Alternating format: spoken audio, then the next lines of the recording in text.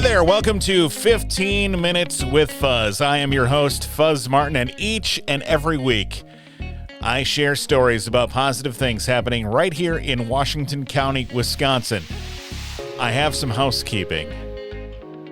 You know how I normally say new episodes every Monday? Well, I'm changing that to Tuesday. Why? Because I also produce my wife's podcast called the Tech Tools for Teachers podcast, and her much more successful podcast also posts on Monday. And what does that mean? That means I spend about 6 hours every Sunday producing podcasts. And while I truly love producing podcasts, I also enjoy hanging out on a Sunday. So, starting today, actually starting last week, if you are keeping track at home, new episodes of 15 Minutes with Fuzz will come out every Tuesday at some time before 7 a.m. I also found out that while I was launching my show at midnight on Mondays, most of you have your phones silenced at midnight because, you know, you're sleeping and things like that. So posting later was getting people to get alerts, and then therefore they remember to listen on their drive to work or wherever they're going on that morning. And so it was more successful. So I do marketing for a living. So there you go. That's what I do. You may not know it, but there's an election coming up on Tuesday, November 8th. While one of the rules of this show is no politics, there are some important referendums on the ballot, one of which is a referendum to help support our area technical college district, which for most of Washington County is the Moraine Park district. Bonnie Baerwald and Pete Rettler join me this week to talk about the details of that referendum, why we need it, how much it's going to cost us, and what's at stake for the region. And with that, here's 15 minutes on the Moraine Park Technical College referendum with Bonnie Baerwald and Pete Rettler on 15 Minutes with Fuzz.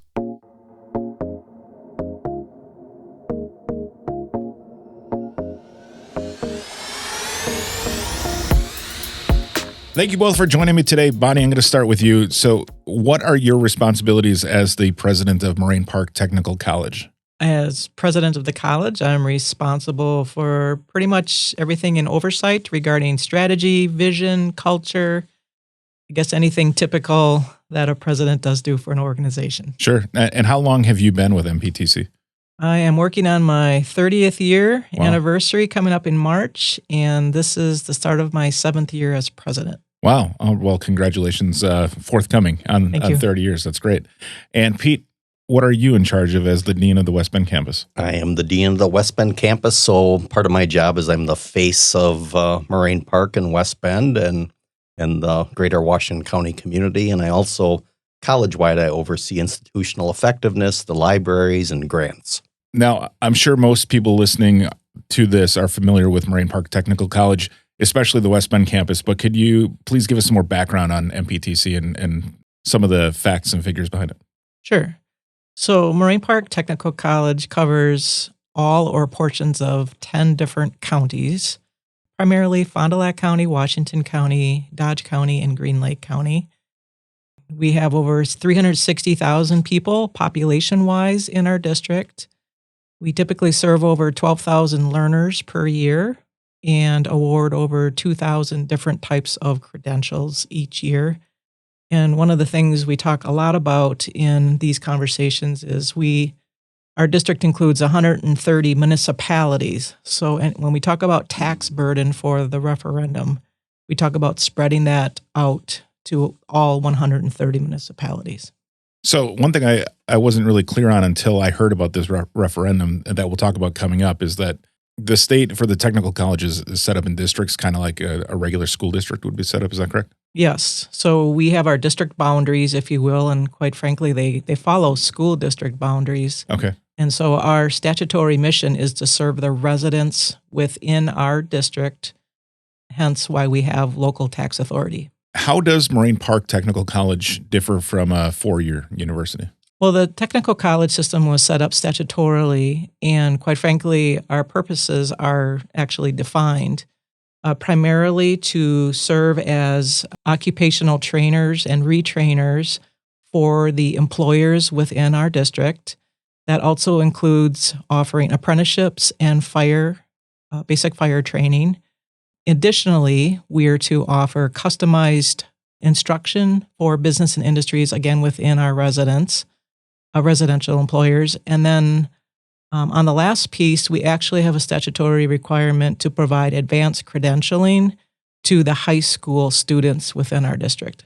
With that, now you partner with a lot of the different high schools that obviously is part of that statute, and then also with businesses as well. And that ranges from trucking to welding to all sorts of things, right? Right. We actually have 27 school districts within our boundaries. And so we meet with all of them individually every single year to find out what type of what we call dual enrollment credentialing would make sense for that particular school. We do a lot of assistance with career exploration, advising, and whatever else the school needs. And then to our employer base, we offer anything, as you mentioned, from welding training to strategic planning to supervisory training. Again, it's all customized curriculum depending on what every employer needs. With that, how many different degree programs does Moraine Park offer? I think we have about 112 different types of credentials today. We continue to change that every year. We go through a process of either adding, editing, or eliminating programs, again, really depending on what our employers need. Coming up on Tuesday, November 8th, it's Election Day across the nation. And while there has been a lot of news surrounding the Senate race and the gubernatorial race, there has not been a lot of coverage on the upcoming referendum, particularly in Washington County. This one, not a lot of people have heard about.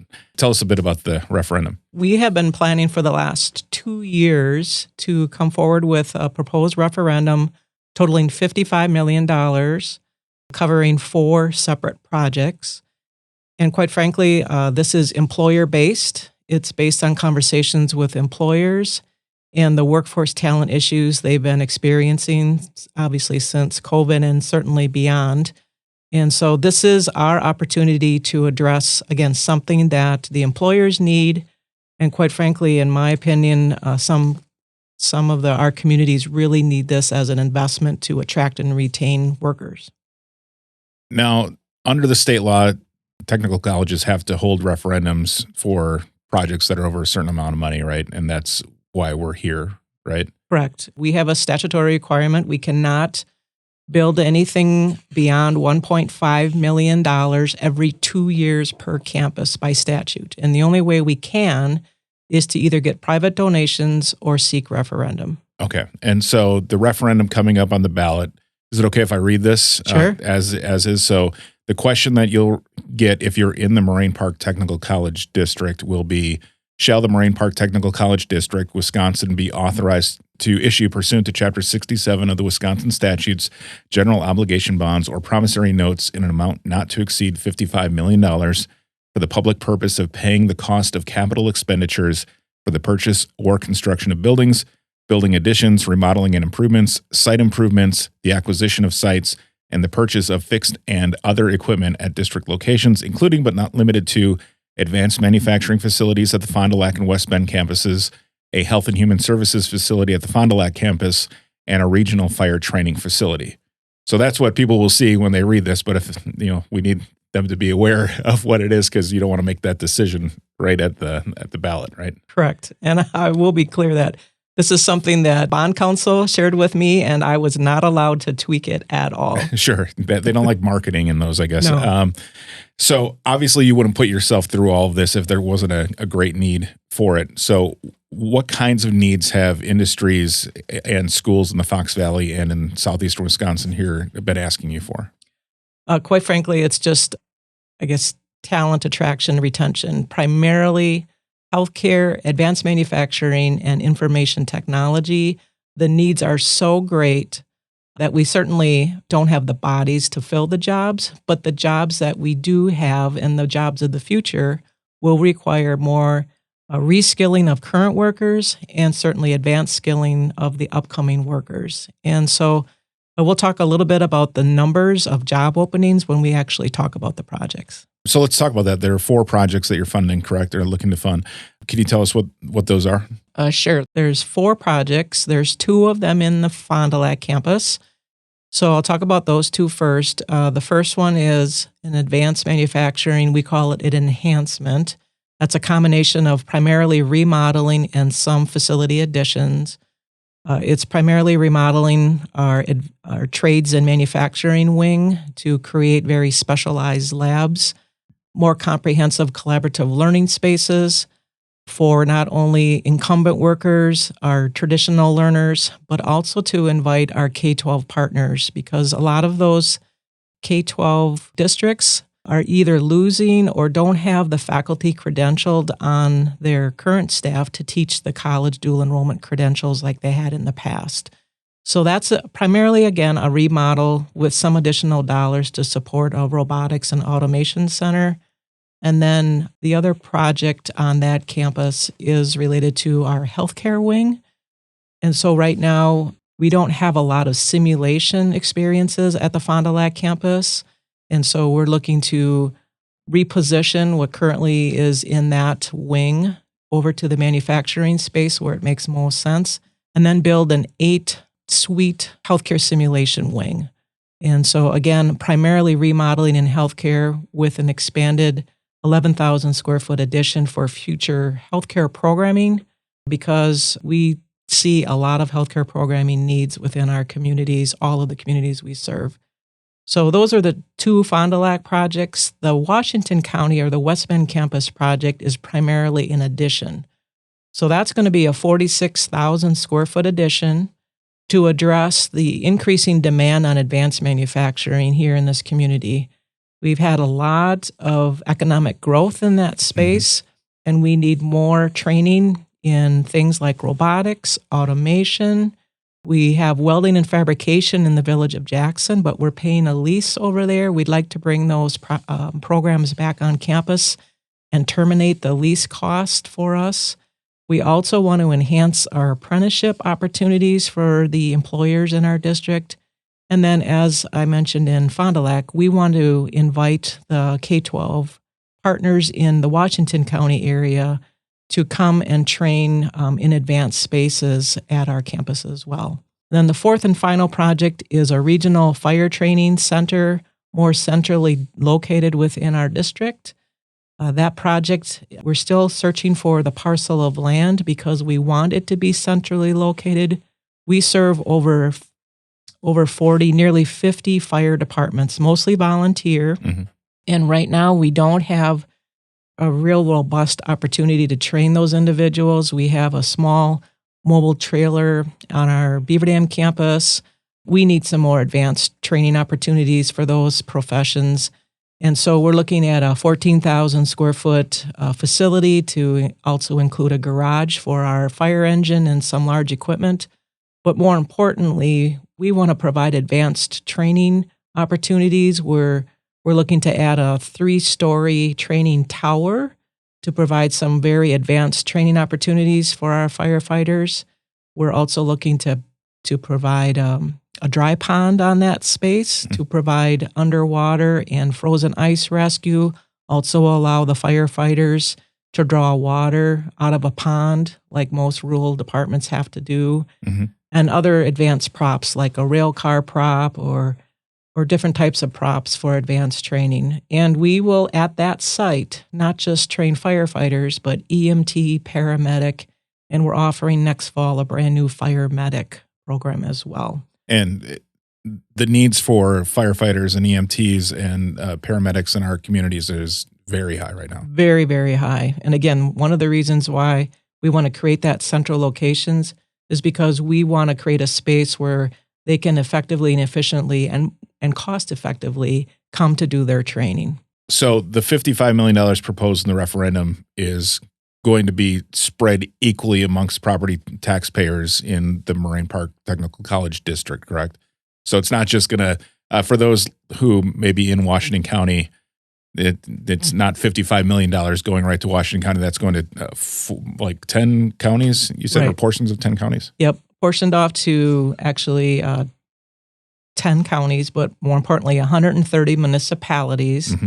And the price tag is for all $55 million, which we will not borrow all of it at once. It will be over a period of 3 to 4 years. But if we did borrow it all at once, it would be 21 cents per $1,000 of value. Most likely, it'll be around 12 cents per $1,000 of value in year one. Okay, so if you have a $300,000 home, it's $36. $36.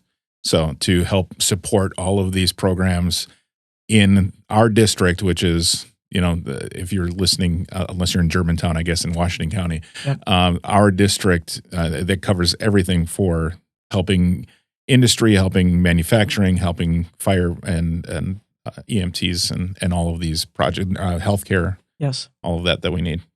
$36 a year for a $300,000 home doesn't sound too bad. No, I think it's very reasonable. And I didn't mention in my comments that we didn't talk about the need, right? Mm-hmm. The job openings.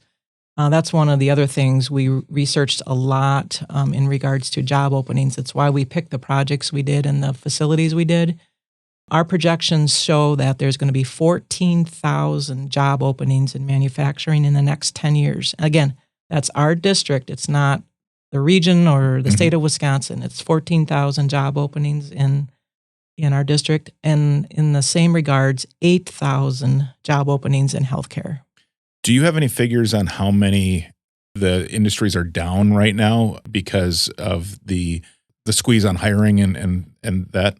Just about every manufacturer that we visit, and we had 13 manufacturers part of this to design this manufacturing space. Every one of them is looking for employees. Every one of them is changing. If there's a manual process right now, they're looking at automation and robotics, and that hence the need for that advanced manufacturing training to respond to the needs. But I don't think I've visited one yet that didn't have a large number of openings. And you can imagine that there are a lot of businesses who are looking to expand who are going to look to areas where the employees will be, right? So having these training facilities will not only help those manufacturers and healthcare providers in our area, but also hopefully help encourage others to move to our area as well, correct? Absolutely. I've been to meetings with site selectors. One of the first questions they ask is what kind of training institutions are in your area. And so again, having more advanced manufacturing program opportunities for this community is certainly going to attract additional employers. Again, more employers, the higher the tax base, the less you and I have to pay for individual taxes. The other thing I want to add, Buzz, is that employers, oftentimes don't want to wait for even 2 years for somebody or a 1-year technical diploma, and that's why it's so important what we're doing with the high schools and the dual credit. We want students to be able to graduate from our high schools and have a credential that they can be employed immediately. And, we hope at some point they might come back to us and get an associate degree or a technical diploma. But right now the need is so great that they want them, the employers want them right out of high school. And if we can provide some type of training, it's very difficult for the school districts to be able to afford all that capital equipment needed to train in that robotics area. So that's where we're hoping we can help out. And that the other question I get asked is, how come you need an advanced training facility in Fond du Lac and in West Bend? And a big part of that answer is because we want to serve the high schools. So we don't want to have a Fond du Lac kid have to drive all the way down to the West Bend campus. So that's why we're having one in each location. Certainly. And having those in that proximity too, then stops the West Bend School District from having to hold a referendum to pay for that kind of equipment as well, right? Correct. Final pitch. How should people vote on Tuesday, November 8th, and why should they vote that way? I would never describe or prescribe how anyone should vote, but I would say that we feel our referendum is an investment in this community and beyond. And we think we're the economic engine for a lot of the employers in our area. So again, we see this as good sense, fiscally prudent investment in economic development for the future of this community. Where can people learn more about the referendum and see some of the information that you guys have posted? Sure, we have a number of recordings and a lot of FAQ and additional information on our website, morainepark.edu/future. Great. Good luck to both of you. Thank you to you, and thanks for all that Moraine Park does for our communities and our students, our adult learners, and all the businesses here. So thank you very much. Thank you. Thank you. Thank Thank you again to Bonnie Baerwald and Pete Rettler for joining me on this week's episode of 15 Minutes with Fuzz. I appreciate them sharing some of their time and research to inform us about the upcoming referendum, since it seems that very few people in this area are talking about it, and we don't want you to be surprised when you go to the polls on Tuesday, November 8th. If you ever have an idea for this show, 15 Minutes with Fuzz, please send that idea to me. You do so by emailing 15withfuzz@gmail.com. That's spelled out 15withfuzz@gmail.com. Or go to fuzz.cc/guest. We have new episodes for you every Tuesday. And you can get them right here on your favorite podcast player. Thanks again for listening, and we'll talk to you next week right here on 15 Minutes with Fuzz.